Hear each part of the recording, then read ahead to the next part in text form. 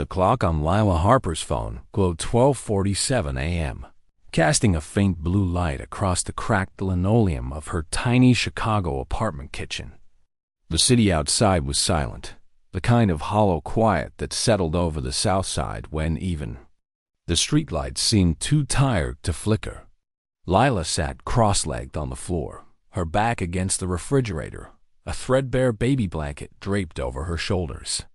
It wasn't cold, not really, but the blanket Eli's, with its faded yellow ducks, was the only thing anchoring her to the present. The lights were off, not by choice, but because Com didn't offer sympathy extensions, and the $238.76 she owed them wasn't materializing anytime soon. From the bedroom, Eli's cries pierced the stillness, sharp and relentless. At 14 months, he didn't understand why his bottle tonight had been mostly water, thin and unsatisfying. Lila didn't look at the empty can of formula on the counter, its metallic glint a quiet accusation. She'd stretched it as far as it would go, diluting it to make it last, but now it was gone. Her paycheck from the temp agency wouldn't hit until Friday, and even then, it would barely cover rent, let alone groceries. She clutched her phone, the screen's glow burning her tired eyes, and scrolled to her brother's contact, Jake. He'd helped before, a grudging $20 here, $30 there, always with a sigh she could hear through the phone. Pride was a luxury she couldn't afford tonight. Eli's cries grew louder, each one a twist in her chest. Her fingers trembled as she typed. Asterisk Jake, I'm so sorry to ask again. I need $50 for formula. Eli's almost out. I get paid Friday. I'll pay you back. Please. Asterisk. She didn't reread it. Didn't check the number. She just hit send, set the phone face down on the floor, and pressed her forehead to her knees. The tears didn't come. She'd run out of those months ago. But the weight of another failure settled heavy in her gut. She was 29, a biochem grad, who'd once dreamed of curing diseases, now begging her brother for milk money. The world didn't care about her degree or her dreams. It cared about the $1,200 rent due in 10 days and the $4.99 per ounce price tag on formula, inflated by the 2025 supply chain mess that had driven grocery costs through the roof. 5 minutes later, her phone buzzed. Lila's heart leapt, then sank as she read the reply. Asterisk, I think you meant to send that to someone else. Asterisk. Her stomach dropped like she'd missed a step on a staircase. She grabbed the phone, hands shaking, and stared at the screen. One digit. Off. A stranger. Not Jake. She texted a stranger her desperation, her shame, her son's hunger. Her thumbs flew over the keys. Asterisk, I'm so sorry. Wrong number. Please ignore. Asterisk. She locked the screen, tossed the phone onto the counter, and pulled the blanket tighter, as if it could shield her from the embarrassment. Another mistake in a year full of them. 3 miles away, in a glass-walled penthouse office overlooking Lake Michigan, Ethan Caldwell sat alone, the city's skyline a cold constellation of lights below. His private phone buzzed on the desk, a rare interruption. He never gave this number out, no press, no assistance, only a handful of family, and that list had shrunk to nearly nothing over the years. At 38, Ethan was the CEO of Helix Core Industries, a tech giant that held half the patents in AI-driven medical diagnostics. To the world, he was the ghost mogul, a billionaire who dodged interviews and Senate hearings with equal disdain. To himself, he was a man who stayed late in the office because home felt like a museum of memories he couldn't face. He picked up the phone, expecting spam or a misdialed pitch from some desperate startup. Instead, he read Lila's message. Asterisk Jake, I'm so sorry to ask again. I need $50 for formula. Eli's almost out. I get paid Friday. I'll pay you back. Please. Asterisk. It wasn't the words that stopped him. It was the rawness behind them. A mother, a baby, a plea that wasn't meant for him but landed in his hands anyway. He should have ignored it. Most nights, he would have. But something about the message, the quiet dignity in its desperation, hooked into a part of him he'd buried long ago.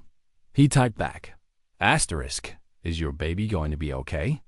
He hit send before he could second-guess it, then leaned back in his leather chair, the one that cost more than most people's monthly rent but never felt comfortable. The city glittered below, indifferent. Lila blinked at the reply, her breath catching. "Asterisk, is your baby going to be okay?" What kind of stranger asked that? Her first instinct was to block the number, to bury this mistake and move on. But the question wasn't pushy or predatory. It was simple, almost gentle. She glanced toward the bedroom, where Eli's cries had softened to whimpers. Her fingers hovered over the screen. "We'll manage," she wrote. "Sorry again." She hit send and stood, pacing the small kitchen, the blanket slipping to the floor. The phone buzzed again. "Asterisk, I can help." No strings. "Asterisk," she scoffed aloud, the sound sharp in the quiet apartment. "Asterisk, thanks, but I don't take money." From strangers, asterisk smart policy, came the reply.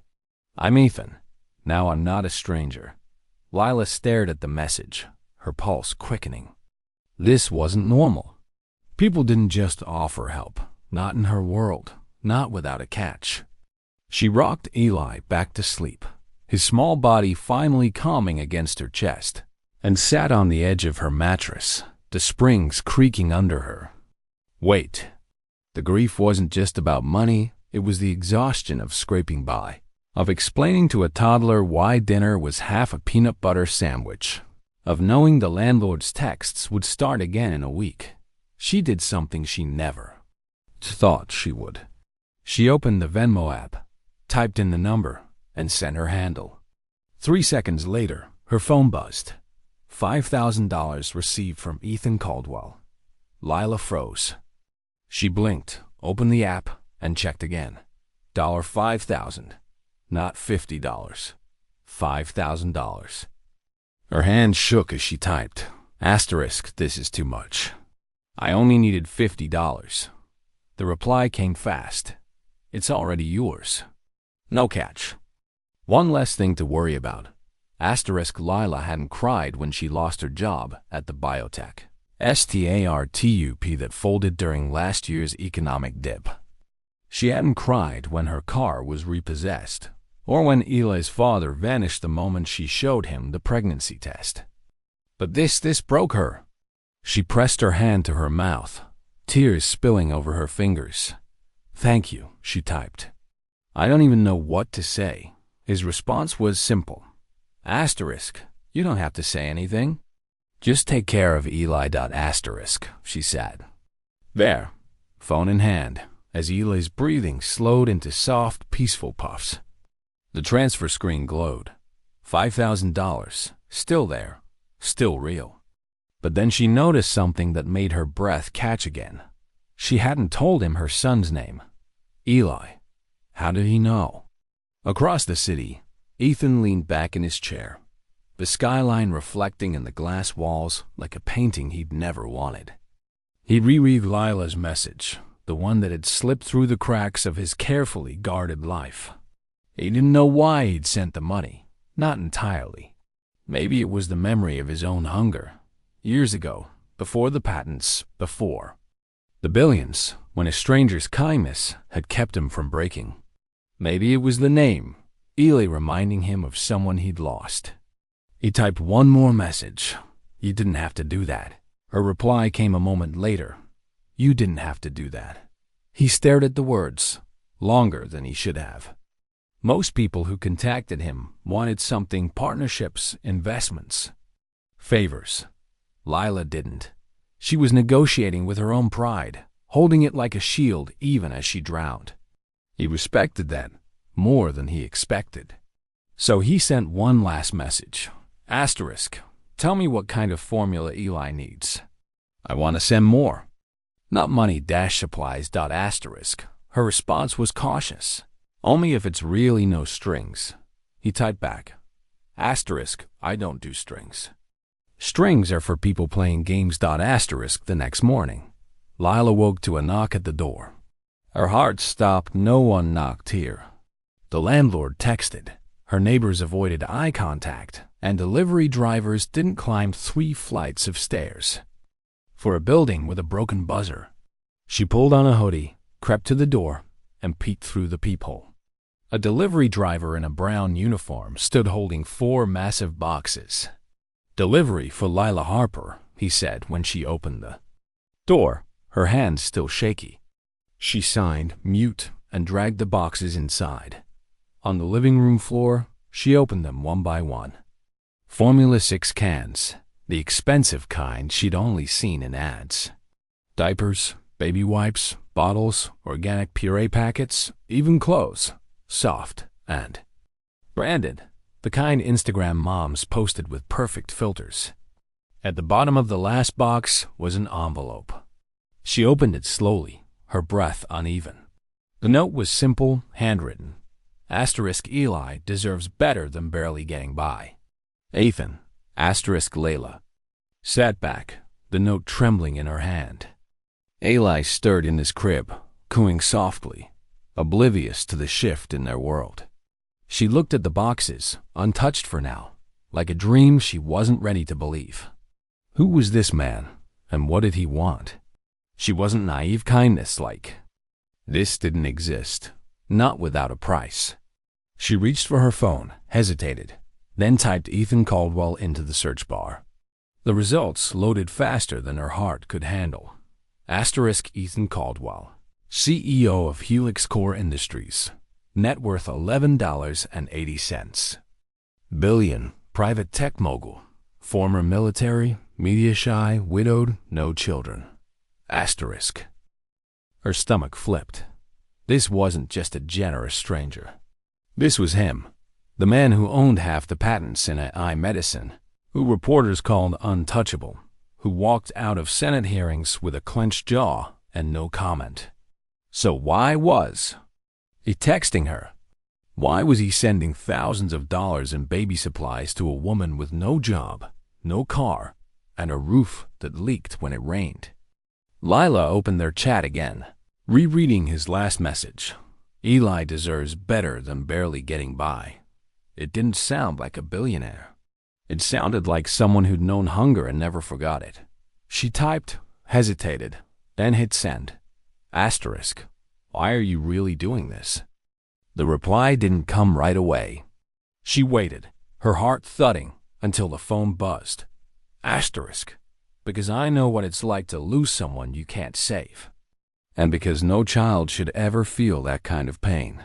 Asterisk, Lila leaned against the wall, her eyes closing. The words weren't pity, they were recognition. And that scared her more than anything. Lila Harper hadn't slept. The boxes from Ethan Caldwell sat untouched in the corner of her living room. Their contents, formula, diapers, soft cotton onesies, gleaming like an offering she didn't trust. Eli slept soundly in his crib, his tiny chest rising and falling, a full bottle of formula finally settling his restless hunger. The $5,000 transfer still glowed on her phone screen, a number so surreal it felt like a glitch in her reality. But it was the note that kept her awake, its words looping in her mind. Asterisk Eli deserves better than barely getting by. Ethan, asterisk and. The detail that gnawed at her. She hadn't told him her son's name. At 6 a.m. Lila stood in her cramped bathroom, splashing cold water on her face to shake the fog of exhaustion.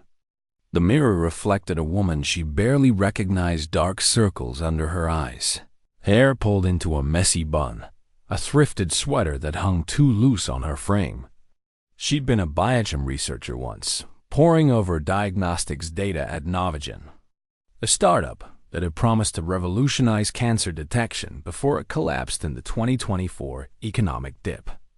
Now she was a single mom, 29, with a leaky faucet and a landlord who texted payment reminders at midnight. The Chicago skyline loomed outside her window, A reminder of a city that moved on without her. Her phone buzzed as she brewed coffee in a pot that hadn't been cleaned in weeks. A new message from Ethan. Asterisk. Can you come to Helix Core today? 11 and ask for Clara Bennett. No strings, just a conversation. Asterisk. Lila's stomach twisted. Helix Core Industries wasn't just a company. It was a fortress of innovation. A name splashed across tech blogs for its AI-driven medical breakthroughs. Ethan Caldwell, its CEO, was a ghost in the public eye, dodging cameras and headlines. Why was he inviting her, and nobody with a GED-level bank account, into his world? She typed back, asterisk, why me? His reply came fast, asterisk, because you're not asking for a handout. You're fighting for your son. Asterisk. Lila glanced at Eli, now awake and babbling, his tiny fingers clutching a stuffed fox. She couldn't afford daycare, not. With the city's childcare costs soaring 18% since last year, a statistic she'd read in a news alert while scrolling for formula coupons. Taking Eli to Helix Core was her only option, but the idea of carrying a toddler into a corporate tower made her cringe. Still, $5,000 wasn't a future, it was a bandage. If Ethan was offering a job, even a temporary one, she had to take the chance. For Eli. She dressed carefully, choosing her cleanest jeans and a thrifted blouse that still had faint creases from the store hanger. The blazer she hadn't worn since her last corporate gig, before pregnancy, before Novigen's bankruptcy, barely, zipped over her post-baby frame. Eli, in a clean onesie from Ethan's delivery, cooed in his carrier as she navigated the L train to downtown Chicago. The city pulsed with Monday morning chaos, commuters scrolling X on their phones, headlines flashing about AI regulation battles and another round of inflation spikes. Lila kept her head down, Eli's carrier pressed against her chest, shielding him from the world's noise. Helix Core's headquarters loomed on Wacker Drive, a sleek glass tower that reflected the Chicago River like a mirror. Lila stepped through the revolving doors, her sneakers squeaking on the polished floor.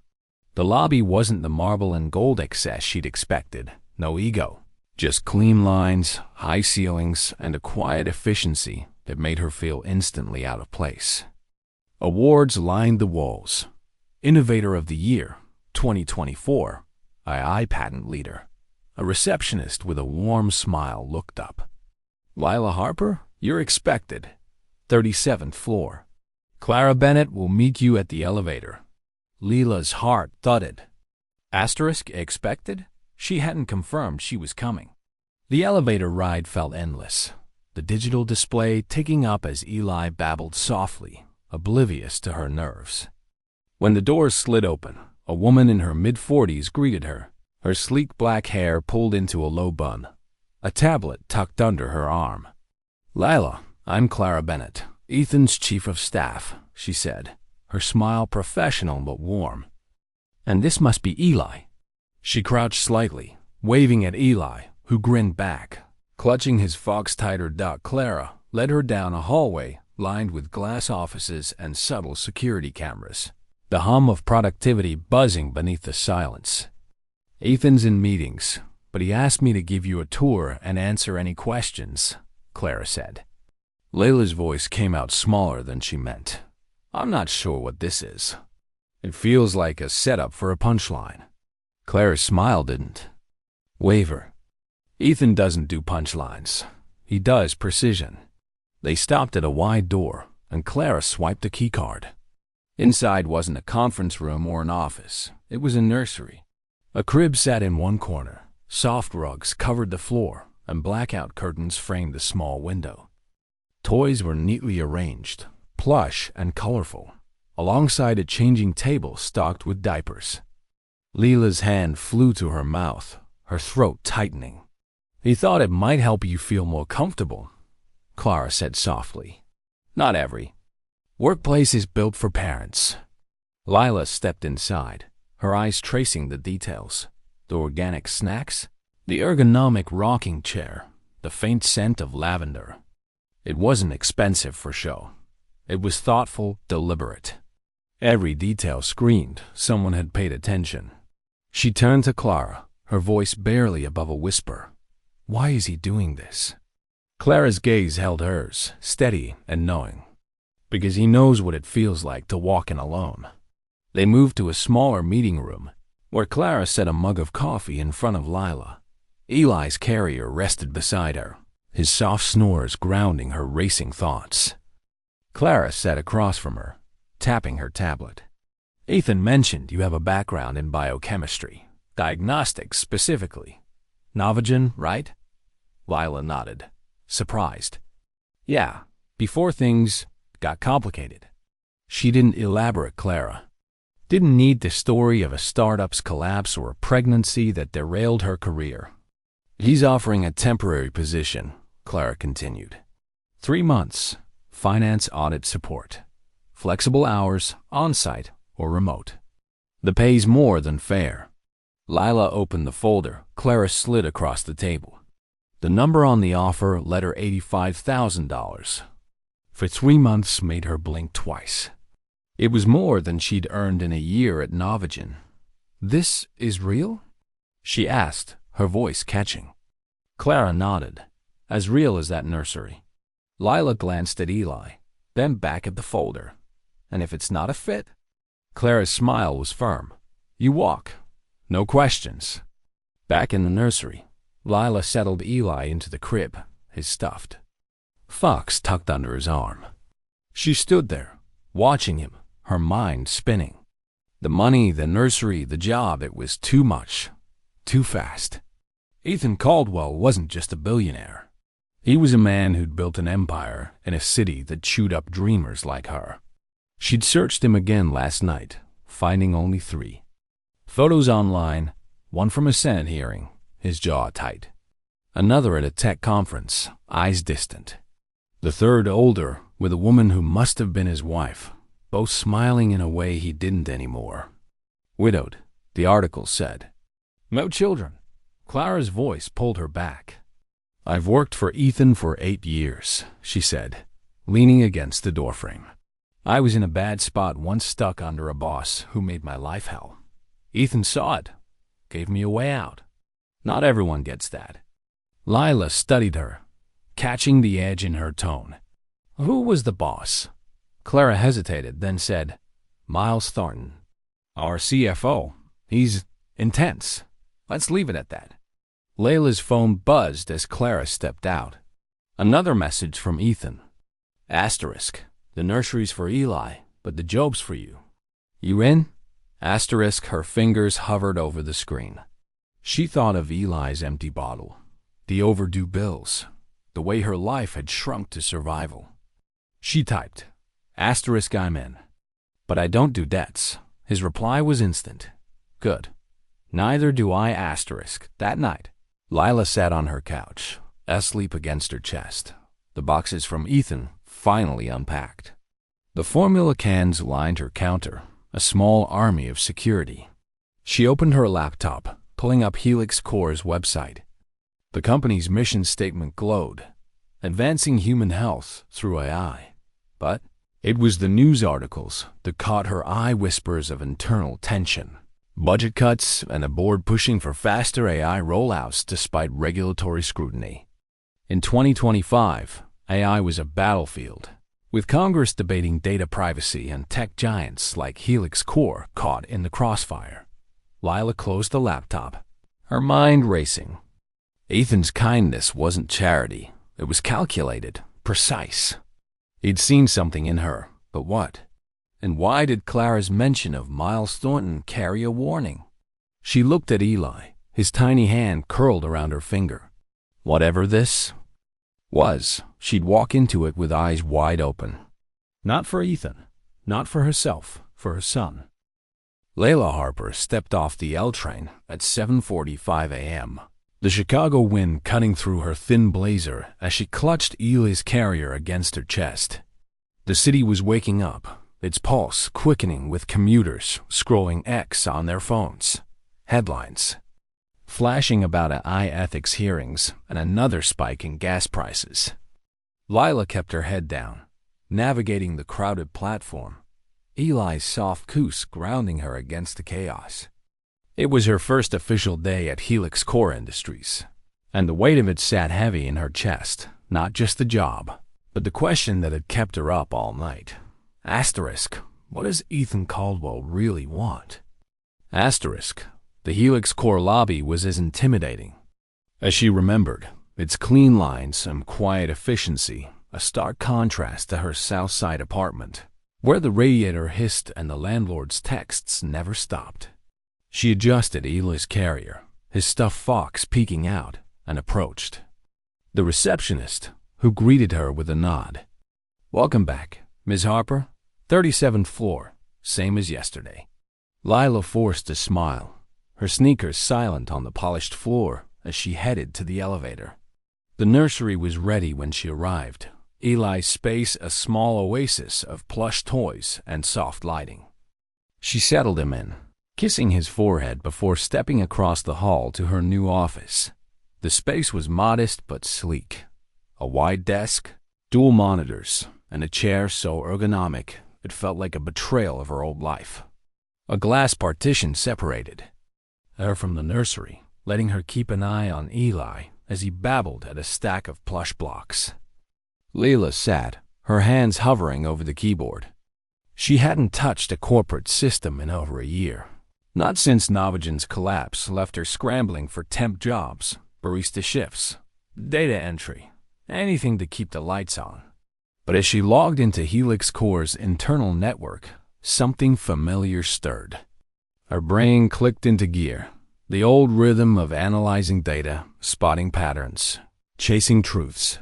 Clara Bennett appeared at the door, a coffee mug in one hand, a tablet in the other. "Settling in?" she asked, her smile warm but professional. Lila nodded. "Haven't broken anything yet." Clara laughed, setting a stack of files on the desk. "These are Q3 vendor logs. Start there. Flag anything that looks off." "Ethan trusts your instincts." Lila's stomach tightened at his name. Asterisk, trust my instincts? She barely trusted herself these days. Clara paused, her voice lowering. "One thing. Keep your work off. Shared drives for now. Ethan's orders." Lila frowned. "Why?" Clara's eyes flicked to the hallway, then back. "Just be careful who you talk to about this." The warning lingered as Lila dove into the files. The vendor logs were dense. Thousands of transactions funneled through Helix Core's sprawling AI research budget. She cross-referenced invoices with project codes. Her old BIHM training kicking in diagnostics wasn't so different from auditing, just swapping proteins for numbers. By noon, she'd found something. A vendor called Nexus Solutions LLC. Small payments, $1,200 here, $2,400 there. Always under the audit threshold, tied to project codes that didn't exist. She leaned closer, her pulse quickening. It wasn't sloppy, it was deliberate. A knock at the door startled her. A woman in her early 30s stood there, her cardigan slightly wrinkled, her eyes darting nervously. "Hi, I'm Sarah Miller from Finance," she said, her voice low. "Clara said you might need help with the system." Lila studied Sarah's fidgety hands, her quick glance at the glass partition where Eli played. "Thanks," Lila said cautiously. "Just getting my bearings." "You've been here long?" Sarah nodded, stepping inside. 2 years. "It's intense, especially with Miles Thornton breathing down our necks." The name hit Lila like a cold snap. Clara's warning echoed. Miles Thornton. Intense. Thornton's the CFO, right? Lila asked, keeping her tone neutral. Sarah's lips tightened. "Yeah, he's got a way of making you feel like you're always one mistake from being fired." She hesitated, then added, "Just don't cross him. He knows everything that happens here." Lila forced a smile, her mind racing. Sarah seemed genuine, but her fear was palpable, a reminder of the corporate machine Lila had stepped into. "I'll keep that in mind," she said. Sarah lingered, then left, her footsteps fading down the hall. Lila returned to the logs, her focus sharpening. Nexus Solutions appeared again, its payments routed through a Delaware holding company, a shell, legal but opaque. She copied the data to a private folder, encrypting it on instinct. This wasn't just an accounting error. It was a pattern, designed to slip past auditors. Her stomach churned as she thought of Clara's warning, Sarah's nerves, Ethan's. Cryptic instructions. What had she walked into? At 2 p.m., Ethan appeared in her doorway, his black button-down sleeves rolled up, no tie, looking less like a billionaire and more like a man who hadn't slept.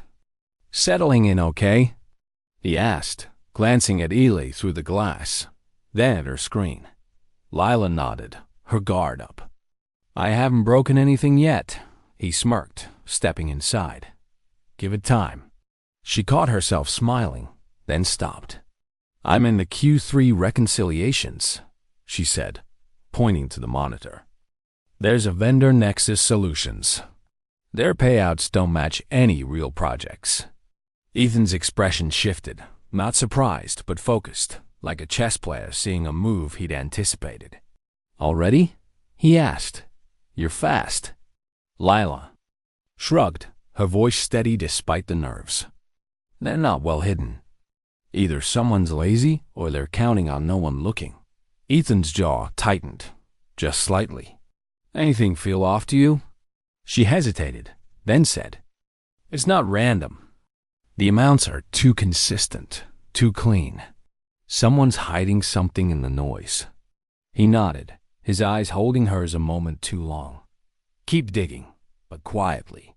Bring anything you find to me, no one else." He turned to leave then, paused. "Eli looks happy in there. Good call on the fox." Lila watched him go, her heart pounding.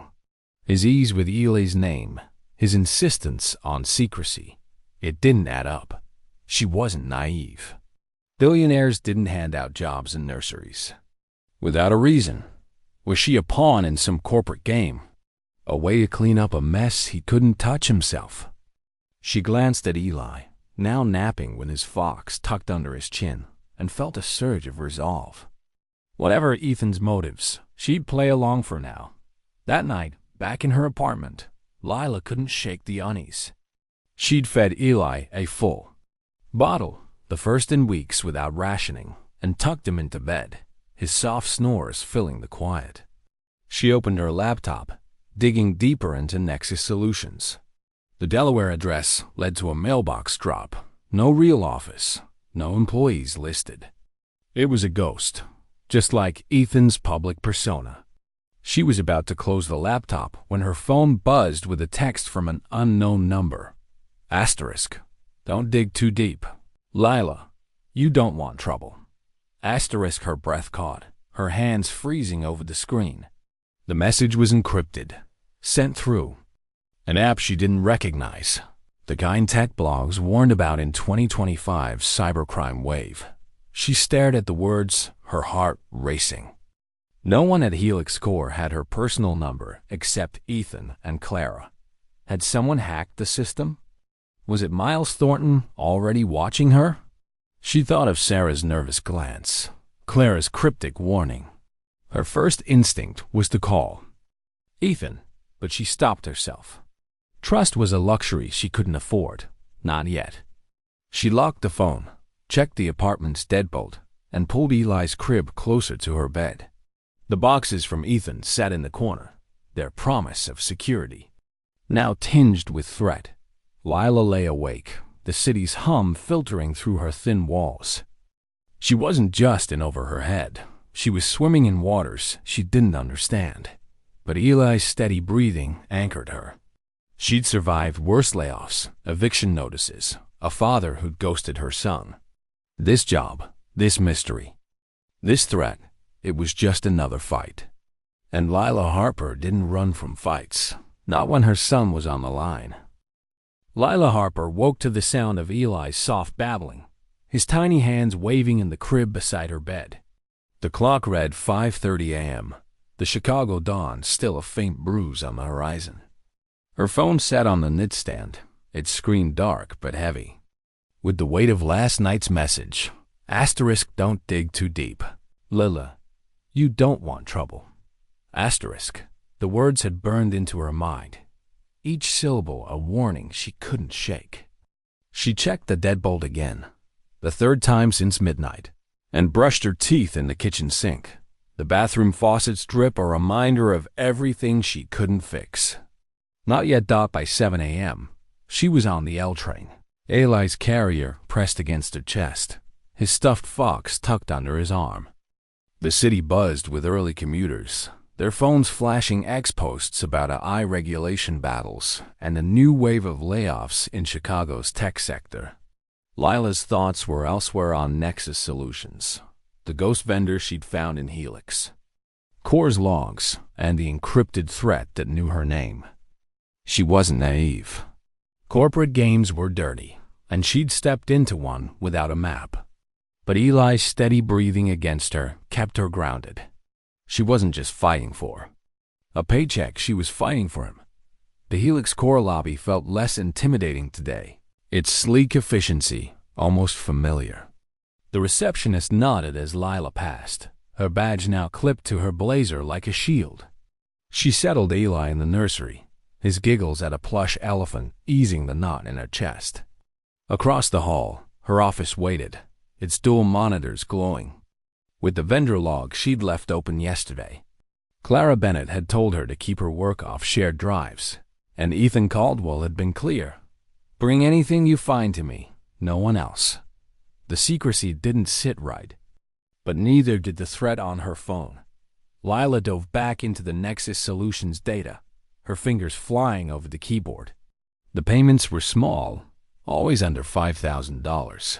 Slipping below Helix Core's audit thresholds. But they added up $87,000 in Q3 alone, routed through a Delaware shell company with no employees, no office, just a mailbox drop.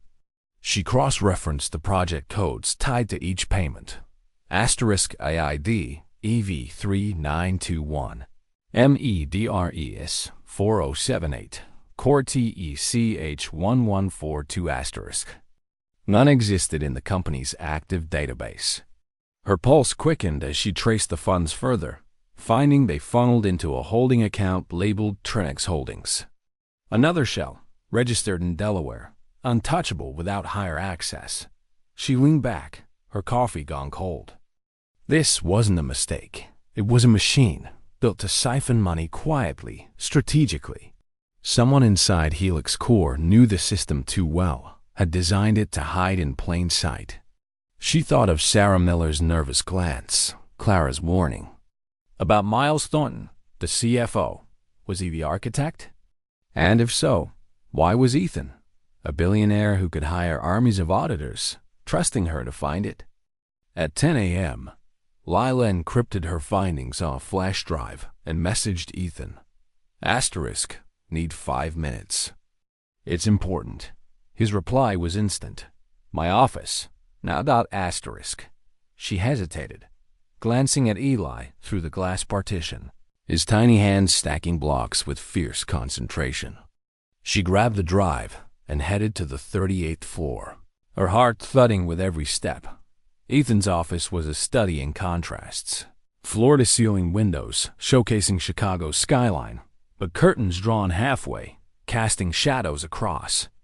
A desk that held only a tablet, a notepad, and a framed photo turned slightly away. He stood when she entered, his black shirt sleeves rolled up, his eyes tired but sharp. You found something?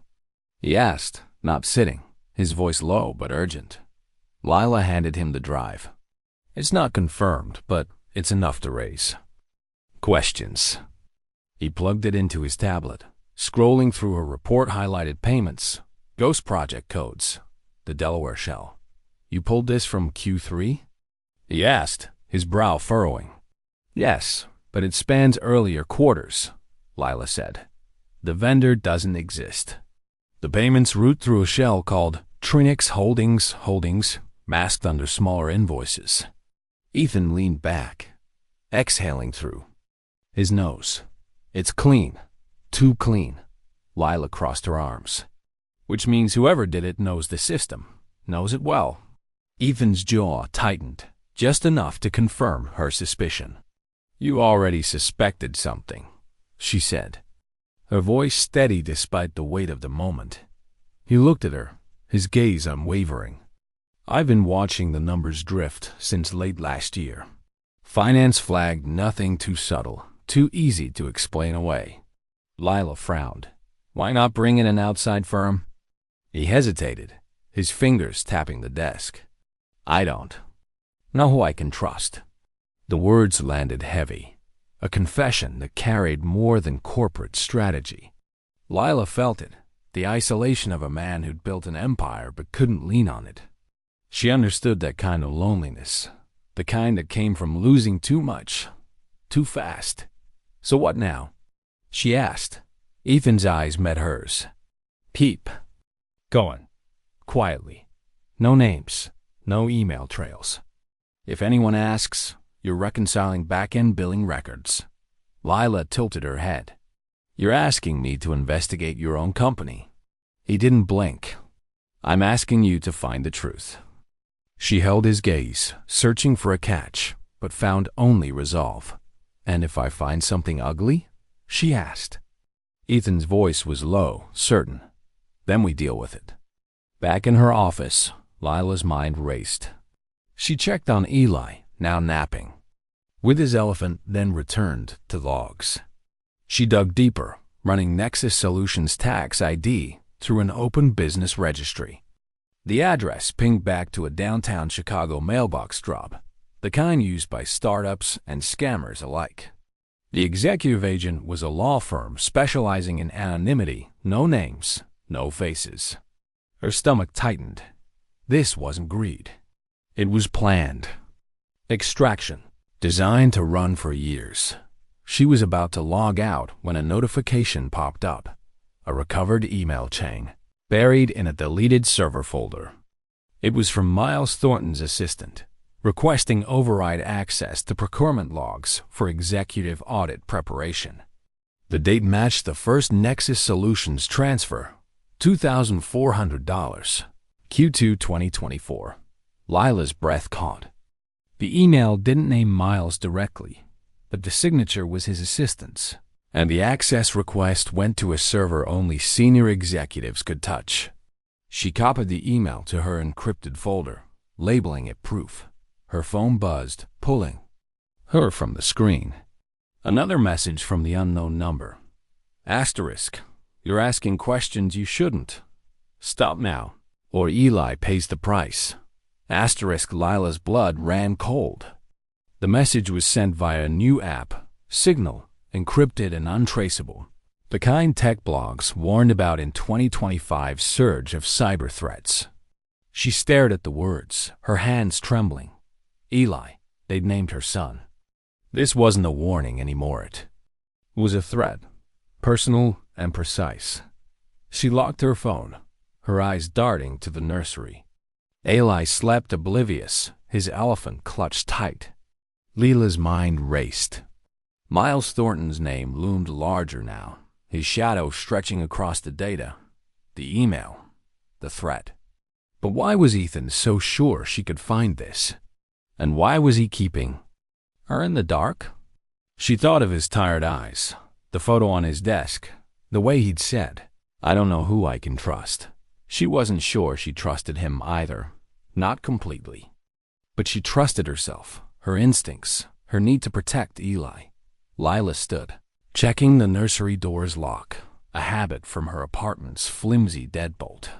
The office was quiet, the hum of servers and distant keyboards the only sound. She sat back down, her fingers hovering over the keyboard. The email was a crack in the facade, but it wasn't enough. Not yet. She needed more proof that couldn't be erased, names that couldn't be dodged. She glanced at Eli, his peaceful sleep a reminder of why she couldn't stop. Whatever game she'd stumbled into, she'd play it. Not for Ethan, not for Helix Core, for her son. Lila Harper's hands trembled as she locked the nursery door, her eyes darting to Eli, who slept soundly in his crib, clutching his stuffed elephant. The Chicago skyline glittered beyond the Helix Core windows, but the 37th floor felt like a cage. The message from the unknown number burned in her mind. Asterisk, you're asking questions you shouldn't. Stop now, or Eli pays the price. Asterisk, it wasn't just a threat anymore. It was a blade, sharp and personal, aimed at her son. She checked her phone again, the Signal app's encrypted interface mocking her with its anonymity. In 2025, cyber threats were as common as traffic jams, but this one knew Eli's name. Someone inside Helix Core was watching her. Lila returned to her office, the glass partition letting her keep Eli in sight. Her encrypted folder, labeled proof, held the recovered email linking Miles Thornton's assistant to Nexus Solutions payments. It wasn't enough. Not yet, but it was a crack in a machine she'd uncovered. A machine siphoning millions from Helix Core's research budget. She glanced at the flash drive on her desk. Its data, a ticking bomb. Ethan Caldwell's words echoed. Bring anything you find to me, no one else. But trust was a tightrope, and Lila was walking it blind. At 9 a.m., Ethan messaged her. Asterisk, meet me in my office. I have someone you need to talk to. Asterisk, Lila's stomach churned. She tucked the flash drive into her pocket, checked on Eli one last time, and took the elevator to the 38th floor. Ethan's office was unchanged, curtains half drawn, desk bare except for the tablet and the framed photo she hadn't dared ask about. He stood by the window, his silhouette sharp against the city's glow. Beside him was a woman in her late 40s, her gray blazer crisp, her eyes assessing Lila with the precision of a hawk. Lila, Ethan said, his voice calm, but urgent. This is Rachel Vaughn, former FBI, forensic accounting. She's working with us off the books. Rachel extended a hand, her grip firm. Jackson says you found something in the vendor logs. I need everything, timestamps, device IDs, emails. No details too small. Lila hesitated, glancing at Ethan. His nod was subtle but clear. She handed over the flash drive. It's all there. Nexus Solutions, Delaware Shell, Ghost Project codes. And an email from Thornton's assistant requesting override access. Rachel's brow lifted slightly. You're thorough. That's good. She plugged the drive into her tablet, her fingers moving with practiced speed. This isn't just embezzlement, she said after a moment. It's layered. Someone's moving money to undermine Helix Core's AI patents, likely feeding a rival. Lila's pulse quickened. A rival? Rachel nodded, her eyes still on the tablet. The AI race is brutal. Right now, billions at stake, and companies like Helix Core are targets. Thornton's not just stealing. He's selling out. Ethan's jaw tightened, his voice low. I suspected it, but I needed proof. That's why you're here, Lila. She crossed her arms, her guard up. Why me? You've got her, she said, nodding at Rachel. Ethan's eyes met hers, steady but tired. Because you see what others miss. And you don't owe anyone here a damn thing. The words hit harder than she expected, stirring the part of her that had once dissected biochemical data with surgical precision. But the threat on her phone loomed larger. Someone knows I'm digging, she said, her voice low. They sent a message last night, mentioned Eli. Ethan's face darkened, and Rachel's head snapped up. Show me, Rachel said. Lila pulled up the signal message, her hands unsteady. Rachel studied it, her expression unreadable. This is sophisticated. Disposable number, encrypted app. They're not playing. Ethan stepped closer, his voice sharp. You're not safe here. Not with Eli. Lila's heart raced, but she held his gaze. "I'm not running." "Not after this." Ethan nodded, a flicker of respect in his eyes. "Bam, we move you. A safe house, off the books, owned by a subsidiary. Stocked, secure. You and Ely stay there until we sort this out." Lila opened her mouth to protest, but the image of Ely's name in that message stopped her. "Okay," she said quietly. "But I'm not stopping." Rachel outlined the plan, a fake memo, drafted to look like an HR directive, announcing a compliance audit of all executive-level vendor contracts. It would be loaded into Helix Core's system, accessible only to Miles Thornton's team, designed to spook him into making a mistake. "He'll move fast to cover his tracks," Rachel said. "And when he does, we'll have him." Lila nodded, her mind racing. It was a trap, but traps could backfire. She thought of Sarah Miller's nervous glance, Clara's warning about Miles. This wasn't just about money. It was about power. And she was in the CROSSHARS by noon. Lila was packing a small duffel. In her apartment clothes for her and Eli, her laptop, the flash drive, a copy of her proof folder. Ethan's driver, a quiet man in a black SUV, waited outside. The safe house was in Logan Square, a nondescript condo tucked between trendy cafes and murals celebrating Chicago's 2025 art boom. Inside, it was clean, sparse, safe. A portable crib for Eli, a stocked fridge, high-speed Wi-Fi. Lila settled Eli into the crib. His elephant clutched tight, but her own nerves didn't settle. She felt like a fugitive, not a hero. That evening, alone in the safe house, Lila's phone rang an unknown number. Voice masked through a eye distortion, a chilling trend she'd read about in tech blogs. "You think you're clever, Miss Harper," the voice said, low and mechanical. "Keep digging, and your son won't sleep so soundly." Lila's blood froze. "Who is this?" she demanded, but the line went dead. Her hand shook as she checked the windows, the locks, Eli's crib. He was fine, babbling softly, but the threat was a vice around her heart. She didn't call Ethan, not yet. Instead, she messaged Rachel. Asterisk another threat. Voice call I mast. "They know where I am." Rachel's reply was immediate. "Stay put. I'm tracing it. Send me the number." Asterisk Lila sat on the couch, her laptop open, the fake memo file glowing on the screen. Rachel had uploaded it to Helix Core's system that morning, buried in a path Miles' assistant could access. Lila's job was to monitor the system logs, watching for any move. She didn't sleep, her eyes burning as she tracked access pings. At 2:14 a.m., it happened. The memo was opened, twice from Miles' team, once from his personal login. He knew. Lila's heart pounded. As she messaged Rachel, asterisk, he's seen it. "What now?" Rachel's response was curt. "We wait. He'll move." Asterisk. The next morning, Lila woke to a news alert on her phone. Helix Core faces internal audit amid an eye-patent race. It was a leak. Not from them, but from someone inside.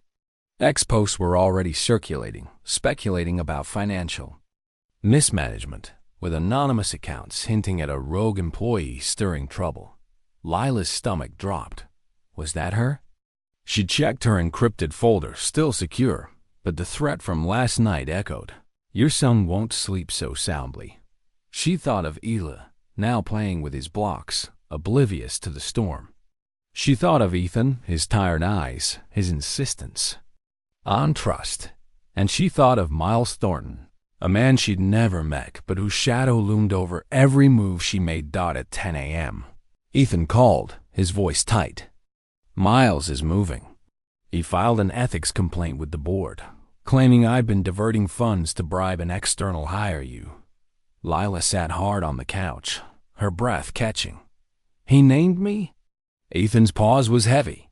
"He wants you gone first. It's his patent isolate, discredit, remove.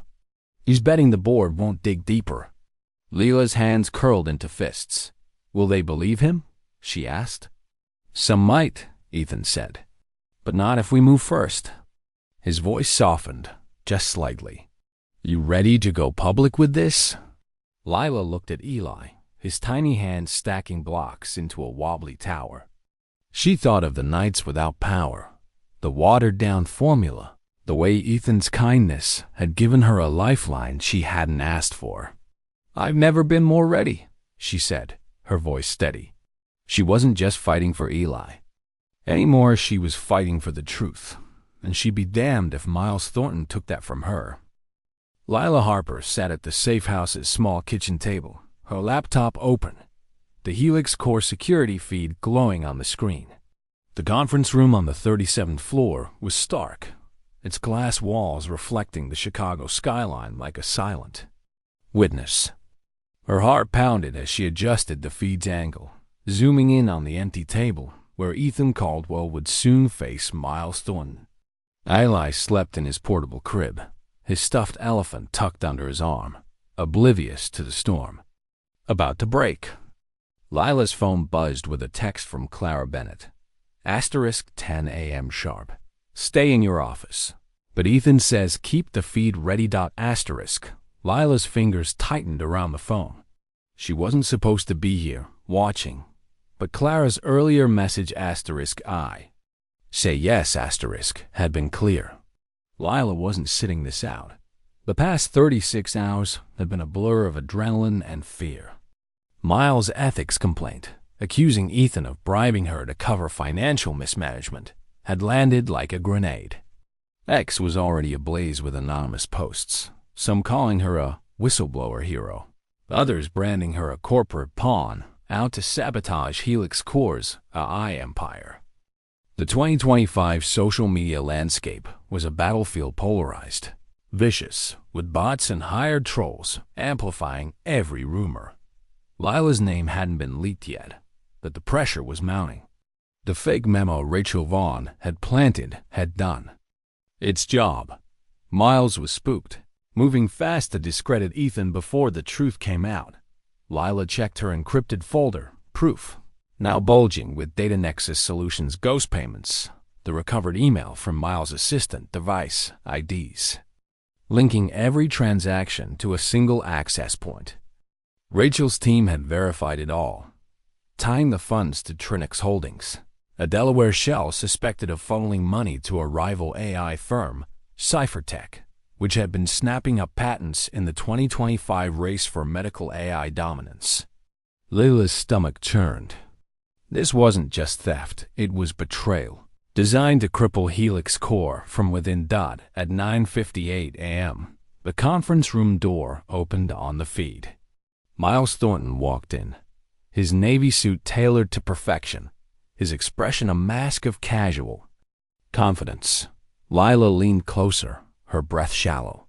He moved like a man who believed he was untouchable, his hand lingering on the chair before he sat. Ethan was already there, seated at the head of the table, his posture calm but his eyes sharp, like a predator waiting for the right moment. No handshake, no pleasantries. Lila's pulse spiked as she muted her laptop's audio, ensuring Eli wouldn't wake. Thanks for making time, Ethan said, his voice steady, cutting through the feed's faint hum. Miles smiled, thin and practiced. Of course. I always make time for the boss. Lila's skin prickled at his tone-smooth, rehearsed, like a politician dodging a scandal. Ethan leaned forward, his forearms resting on the table. I've been reviewing Q3 financials. Noticed some oddities. Miles tilted his head, unfazed. We've streamlined a lot this year. Maybe too fast. Growing pains my fault. Lila's hands curled into fists. Growing pains. She'd seen that excuse in Novagen's collapse, executives blaming oversights while employees lost their jobs. Ethan's voice stayed even. Streamline's one word for it. There's a vendor Nexus Solutions. You. Familiar? Miles barely blinked. Doesn't ring a bell? Facilities or security? Ethan's eyes narrowed. Apparently both. Also research, legal. Interesting for a company no one can contact directly. Miles' smile tightened just a fraction. I'll have my team look into it. Ethan didn't flinch. You are your team. You approve those payments. Silence stretched, sharp and heavy. Lila's heart thudded as she watched Miles' face, searching for a crack. His mouth twitched, a flicker of irritation or amusement she couldn't tell. You've been listening to your new pet accountant too closely, he said, his voice low, venomous. Lila's stomach dropped. He knows. Ethan's expression didn't waver. Her name's Lila Harper, and she saw what you hoped everyone else would ignore. Miles laughed, a dry, hollow sound. And let me guess, you two have been bonding late at night over spreadsheets and baby bottles? Lila's pulse spiked, her face hot with anger. She wanted to scream, to storm into that room, but she stayed frozen, her eyes locked on the feed. Ethan's voice dropped, cold and controlled. You're done, Miles. No, Miles said, his smile returning, sharper now. You're done. He reached into his jacket and pulled out a flash drive, setting it on the table like a checkmate. Move. You think you're the only one collecting data? Come on, Ethan, you're not that naive. The board's tired of your secret projects, your PR disasters, your grief. You've made Helix Core vulnerable. I just helped it survive. Lila's breath caught as Miles leaned forward. This drive has emails, messages, financials that suggest you've been diverting funds to cover personal liabilities. Perception matters more than truth when you're on the chopping block. Lila's hand shook as she opened her messaging. App? Her fingers flying. She wasn't supposed to act, but she couldn't sit still. She initiated a video call to Ethan's tablet, her face appearing in the corner of the conference room feed. Ethan, she said, her voice steady despite the fear. He's lying. I have the logs device IDs, login footprints, the Trinix shell. It's all Miles. Ethan's eyes flicked to the tablet, a flicker of surprise crossing his face before. He nodded. Miles' head snapped toward the screen, his composure cracking for the first time. You, he spat, the single mom playing detective. You think anyone will believe you over me? Lila's heart raced, but she held his gaze through the camera. I don't need them to believe me. The data does. She shared her screen, pulling up the encrypted folder timestamps, emails, the Nexus Solutions payments, all pointing to Miles' team. You used ghost credentials to approve fake invoices. You thought no one would notice, but I did. Miles' jaw tightened, his eyes darting to Ethan. This is a setup. She's your puppet. Ethan stood, his voice cutting like a blade. She's the one who proved it, and the feds have her data. Miles' face paled, but he recovered quickly, standing and buttoning his jacket. You've got until Friday to resign quietly, Ethan. I've already got 2 board members. Walk away, and I won't drag your little savior into this. He glanced at Lila's image on the screen. She gets a severance, a silent exit. Everyone wins. Ethan's eyes burned. You underestimate me, Miles smirked. No, I understand. You better than anyone in this building. You're too human now. And human doesn't survive here. He walked out, leaving the flash drive on the table. Lila closed the video call, her hands trembling. She'd acted on instinct, but now the weight of it hit her. Miles knew her name, her role, her son. She checked the nursery feed. Eli was still asleep, safe for now, but her mind raced. Miles' threat wasn't empty. He'd already leaked rumors to X, and the posts were multiplying. Helix Core CFO exposes CEO secret hire.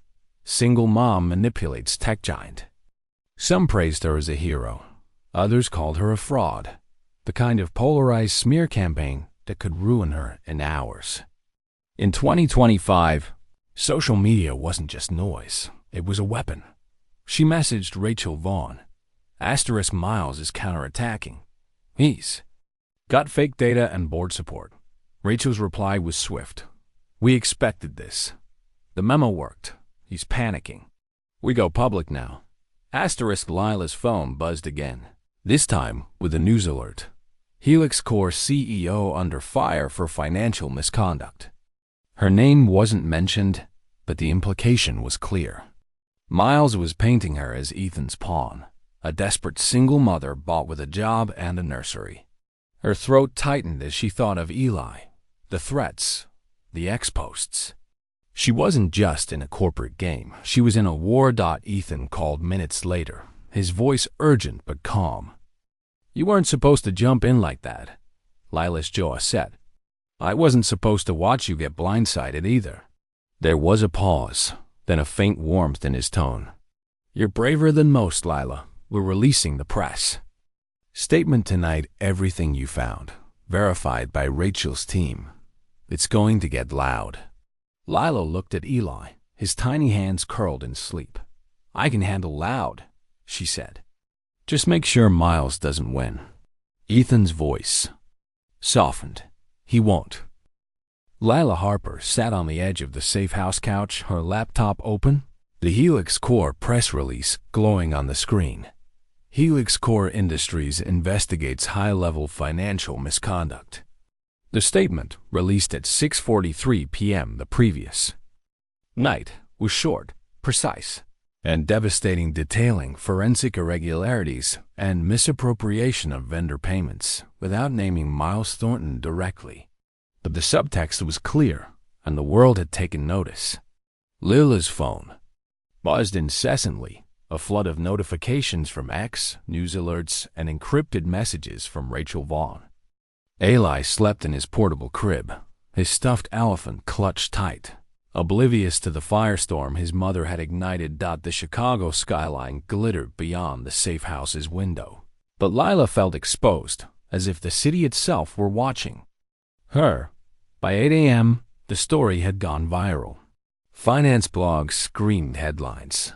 Helix Core whistleblower exposes multi-million-dollar fraud. Tech outlets speculated about the rogue employee behind it, some praising her as a hero, others echoing Miles' smear campaign, calling her a desperate opportunist. X was a war zone. Anonymous accounts, likely hired by Miles, posted. Vitriol. Single mom manipulates CEO to save her job. Others, organic and fervent, hailed her as a symbol of corporate accountability in an era when AI giants like Helix Core faced relentless scrutiny for data privacy and financial transparency. In 2025, Lila's name hadn't been leaked officially, but the pressure was suffocating. Her inbox overflowed with interview requests from CNN, Bloomberg, even a corporate publisher asking if she'd consider a memoir. She deleted them all, her hands trembling. She didn't want a spotlight. She wanted safety for Eli, a paycheck, a life that didn't feel like a tightrope. But the world didn't care what she wanted. A text from Clara Bennett buzzed through. Be ready. Miles is meeting Ethan privately, 9 a.m., top floor. Stay back, but don't leave. Lila's heart thudded. She wasn't supposed to be there, but Clara's subtext was clear. Be ready for anything. She dressed carefully, neutral tones, a thrifted blouse, and the blazer that still felt like it belonged to someone else's life. The safe house's secondary entrance let her slip into Helix Core unnoticed, her badge granting access to the private elevator. She settled Eli in the nursery, his favorite stuffed fox now joined by the elephant, and nodded to the daycare assistant, who smiled warmly. He's a charmer, the assistant said, as Eli babbled, waving his fox like a scepter. Lila forced a smile, her mind already on the 38th floor. At 9:01 a.m., she opened her laptop in the nursery suite, pulling up the internal security feed. The conference room was silent. Ethan seated at the head, his posture calm but his eyes sharp, like a man braced for impact. Miles entered, his expression blank. No trace of the smug confidence from yesterday. Lila adjusted the feed, her breath shallow, every detail magnified. Miles' tailored suit, a slight tremor in his hand as he pulled out a chair. "Let's save the posturing," Miles said, his voice flat. "I know what this is." "Then, you know why you're here," Ethan replied, his tone even but unyielding. Lila leaned closer, her hands cold against the keyboard. Miles leaned forward, his jaw tight. "You'd rather burn this company down than let someone else fix it." Ethan's eyes narrowed. "You didn't fix it. You hijacked it. You bled it dry." Miles' voice dropped, rehearsed, venomous. "I kept it alive when you were too consumed by grief to lead." "You think the board trusts you after your stunts? Secret hires? Off-book investigations?" Lila's stomach twisted. Miles was rewriting the narrative, painting Ethan as unstable. "You built your career off blind spots," Ethan said, his voice cutting. "You targeted me because I was distracted, but you didn't count on someone else watching." Miles' eyes flicked up, cold and calculating. "You mean her? The woman you plucked from poverty and handed a desk like some redemption project. You think anyone will believe her over me?" Ethan stood, his presence filling the room. "I don't need them to believe her. I have the data logs, IDs, shell, accounts. She proved it, and the feds have it all." Lila's heart raced, grounding herself in Eli's soft humming behind her. Miles stood, his composure cracking. "This is a mistake." Ethan's voice was low, final. "The mistake was thinking you were untouchable." Clara stepped into the frame, her calm unshakable. "Gentlemen, you've said enough. Security will escort Mr. Thornton out." His badge is deactivated. Miles' mouth opened, then closed, a flicker of panic breaking through his facade. He turned and left without a word, the door clicking shut like a gavel. Lila exhaled, her hands shaking. It was over at least this part. By 10:14 a.m., the board, blindsided by Rachel's 38-page report system logs, verified approvals, emails tracing back to Miles, voted unanimously to suspend him pending investigation. Rachel's team had already handed the evidence to the state attorney's office, federal charges looming. Helix Corp's finance operations tied to Miles were frozen, a ripple effect shaking the company's stock.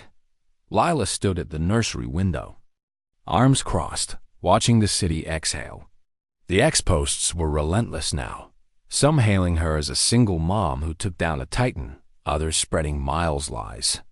She ignored them, her focus on Eli, now toddling toward her with a grin, his fox in one hand, a juice cup in the other. A knock at the door made her turn. Ethan stood there, his shirt untucked, his eyes carrying the weight of the fight but a faint smile breaking through. "You were right," he said. "You don't scare easy." Lila shook her head, a half-smile tugging at her lips. "Neither do you." Ethan stepped inside, scooping up Eli without hesitation as the toddler reached for him, babbling enthusiastically. "How's my partner in crime?" Ethan asked, his voice soft. Eli giggled, waving his fox. Lila watched, her chest tightening and loosening at once. Ethan set Eli down, his eyes meeting hers. "I want you to take tomorrow off. Rest, spend time with him. You've earned it." "And the day after?" Lila asked, her voice cautious. Ethan's smile faded, replaced by something more serious. "I want to offer you something permanent. Head of internal audit, full autonomy, direct report to me. Build your own team, set your own rules." Lila stared, the weight of the offer sinking in. It wasn't just a job, it was a future, one she hadn't dared imagine. The number on the offer letter flashed in her mind: $85,000 for 3 months. Now, potentially triple that annually. "That's a big job," she said, her voice steady but her mind racing. Ethan nodded. "So is what you just did." Lila didn't answer right away. She looked at Eli, his tiny hands clutching his cup, then back at Ethan. "I need to think about it," she said. He nodded, no pressure in his gaze. "Take your time." As he left, Eli toddled over, tugging at her jeans. Lila knelt, pulling him into her arms, his warmth grounding her. The world outside was loud ex-posts, news alerts, the tech industries. Relentless churn, but in this moment, it was just her and Eli. She'd exposed a multi-million-dollar fraud, saved the company, and protected her son. For the first time in years, she felt like she was standing on solid ground. That night, Lila sat on the safe house couch, Eli asleep against her, the TV muted as headlines cycled. Helix Core CFO suspended amid fraud probe. She didn't need to read them to know the truth. Rachel's message came through, marked read only. Asterisk feds are moving. Thornton's done. You did good. Asterisk Lila exhaled. The weight of the fight lifting, if only slightly. She wasn't naive. Miles' allies might still push back, and the spotlight wasn't done with her. But she'd survived. Worse. She glanced at Eli, his chest rising and falling, and knew she'd do it all again. For him. Lila Harper woke to sunlight spilling through the cheap blinds of the safe house bedroom, a soft glow that felt foreign after months of waking to dread. Eli's steady breathing filled the quiet, his tiny hand curled against her chest, a small anchor in a world that had finally stopped spinning out of control. For the first time in years, Lila didn't jolt awake to an alarm or the buzz of overdue bill notifications. She lay still, savoring the moment, watching Eli's lips purse into a tiny frown as he dreamed. The safe house in Logan Square, with its clean lines and stocked fridge, wasn't home, not yet, but it was a start. A place where she could breathe God by 8 a.m. Lila was sipping coffee on the small balcony, the Chicago skyline a distant promise of possibility. Her phone buzzed with news alerts, each one a variation of the same story. Helix Core CFO suspended amid multi-million-dollar fraud probe. Miles Thornton's face was plastered across every finance blog, from TechCrunch to Forbes, his tailored suits now a symbol of betrayal. Ex-posts had exploded overnight, some hailing the anonymous whistleblower, her as a hero, others spinning conspiracies about corporate sabotage. One article mentioned a single mother with a background in forensic accounting, stopping short of her name, but Lila knew it was only a matter of time before the spotlight found her. She didn't want it. She wanted this. Coffee, sunlight. Eli's soft giggles from inside her inbox was a storm interview requests from the Wall Street Journal, LinkedIn messages from recruiters, even an email from a publisher asking about a memoir. She ignored them all, except one from Rachel Vaughn, marked read only. Asterisk feds are building the case. Thornton's allies are quiet. You changed the game, Lila. Asterisk, a small smile tugged at her lips. She'd changed more than the game, she'd changed her life. A text from Clara Bennett came through. Asterisk board meeting, 10 a.m. Ethan wants you there. Neutral tones, no pressure. Asterisk Lila's stomach tightened. The board. The people who'd nearly backed Miles. She wasn't ready, but she wasn't running either. Lila. Dressed with care, choosing a simple gray dress she'd bought with her first Helix Core paycheck. The first new clothing she'd owned in years. The necklace from her late sister, a small silver circle on a thin chain, felt heavy as she clasped it, a reminder of the woman she'd been before life unraveled. Eli, in fresh pajamas, smeared applesauce on his chin like war paint, swatting her hand away as she wiped his face. She laughed, the sound startling her with its lightness. She didn't recognize this version of herself, not perfect, not polished, but hers. Reclaimed at Helix Core. Lila slipped through the secondary entrance, avoiding the lobby's buzz. The nursery was ready. Eli's stuffed fox and elephant waiting. Like old friends. The daycare assistant greeted him with a grin, and he babbled back, already the king of his small domain.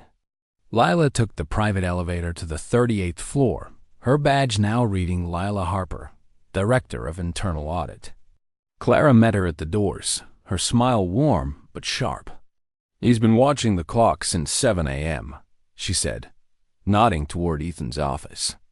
Lila's heart skipped, but she kept her face neutral. "Let's get this over with." The boardroom was sleek, all glass and steel, with a view of the Chicago River that felt like a power play. The board members, 10 men and women in tailored suits, watched her enter, their expressions a mix of curiosity and skepticism. Ethan stood at the head, his shirt sleeves rolled up, his eyes brighter than she'd seen in weeks. "Lila," he said, his voice steady, "walk us through it." She clicked through a minimal slide deck, her voice clear despite the nerves.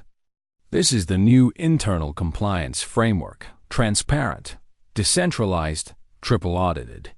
No one, not even the CEO, can bypass it without leaving a trail." She didn't look at Ethan, but she felt his gaze, steady and proud. The presentation was short, deliberate. Every slide a brick in the wall she'd built to protect Helix Core from another Miles Thornton. When she finished, the room was silent, the kind of quiet that carried weight. A senior board member, a man who'd voted against Ethan weeks ago, stood. "Ms. Harper," he said, his voice gruff, "you did something rare. You made the rest of us look sloppy." Lila met his gaze, her chin lifting. "I wasn't trying to look good. I was trying to keep my son safe." He nodded, a flicker of respect crossing his face. "That's even rarer." After the meeting, Lila lingered in the boardroom, the city's hum filtering through the glass. Ethan approached, his presence quiet but undeniable. "You came back," he said, a faint smile tugging at his lips. Lila raised an eyebrow. "I wasn't gone." He stepped closer, his eyes softening as Eli toddled in from the nursery, carried by Clara, his arms outstretched. Ethan scooped him up without hesitation, Eli giggling as he waved his fox. "You kept your promise," Lila said, her voice low. Ethan glanced at her. "Which one?" She smiled. "Just barely." "All of them." He set Eli down, his expression turning serious. "I wasn't going to say this over a phone, but I'd regret not saying it now. I don't know what's next for the company, for me, but I know I trust you. I don't say that easily." Lila's breath caught, her heart thudding. "I trust you too," she said, the words heavier than she expected. "More than I thought I would." Ethan paused, then said, "I'd like to see you, not just here, not just as colleagues. You and Eli in my life, permanently. If you're ready." Lila read the sincerity in his eyes, the vulnerability he rarely showed. She smiled, her voice soft but firm. "Ask me again, in person. Somewhere that's not an office."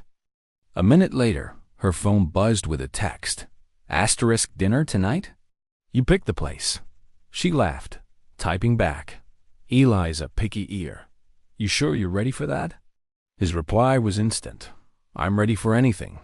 That evening, Lila stood in her new apartment, a modest one-bedroom in a revitalized Chicago neighborhood, part of the city's 2025 tech-driven gentrification. Her name was on the lease, her bank account no longer a source of panic. She buttoned the silver necklace, its weight a quiet reminder of her sister, of the life she was rebuilding. Eli, in his high chair, babbled at a plastic cup tower that collapsed with a gleeful crash. Later, when Eli was asleep and the city quieted, Lila opened her laptop. An unread message from Ethan's private account waited. No subject line, just a file attachment. She clicked it. A screenshot of her first desperate text. "Jake, I need $50 for formula," and his reply, "I think you have the wrong number. Below it, a note. The accident that wasn't. A new message followed. Thought you'd want this. So you never forget what it took to get here. Lila's hand covered her mouth. tears prickling her eyes. She typed back, "Asterisk, you still think it wasn't an accident?" His reply was simple. "I think the universe is better at hiring than HR." Lila laughed, the sound echoing in the quiet apartment. She leaned back, letting the warmth settle in her chest. For the first time, she wasn't reacting to the next crisis she was building forward. A doorbell rang, and she opened it to find Ethan, no tie, his smile tired but genuine. "You said in person," he said, stepping inside. Lila smiled, closing the door behind him. "I did." Lila Harper's story is a testament to the resilience of the human spirit, a reminder that ordinary people can reshape the world through courage and integrity. Her journey from a desperate single mother to a corporate leader highlights the power of perseverance in the face of adversity. In 2025's America, where economic inequality and corporate greed loom large, Lila's fight against Miles Thornton's fraud mirrors the real-world struggles of those who challenge systems built to silence them. Her bond with Eli underscores the universal drive to protect those we love, while her evolving trust with Ethan shows that kindness, when genuine, can bridge divides. The story teaches us that truth is a weapon, wielded best by those who have nothing to lose but everything to fight for. Lila's accidental text wasn't just a mistake. It was a spark that ignited change. If Lila and Ethan's journey moved you, please give this story a like and subscribe to Legacy Stories on YouTube. Our channel is dedicated to unforgettable narratives that inspire and uplift, with more stories of courage and humanity waiting for you. Don't miss what's next. Join us today